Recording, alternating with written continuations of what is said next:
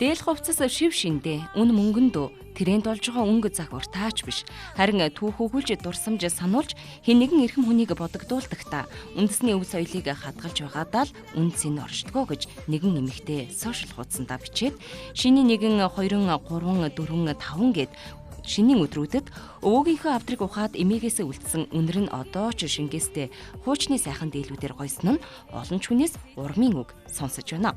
Өөрт байгаа хувцсыг заавал шинээр худалдан авах шаардлагагүй. Энэ мэтчлэн угааж цэвэрлэж нямбайлан эдэлж хэрэглээд өдөр тутамдаач тэр үндэсний гэсэн баяруудаар өмсөх шиг тансаглал үгүй гэж зарим хүмүүс сэтгэгдэл хэлжээ. Бас нэг онцлог зүйл нь одоо цагта ховордсон уртаа хар гэзгээ гурваар дарж ингэртээ эмээгийнхээ эрхийг зүүж сүсэглээд өмссөн зүүсэн хувцаач өнгө чимэг оруулж тунчиг дэгжин харагдана.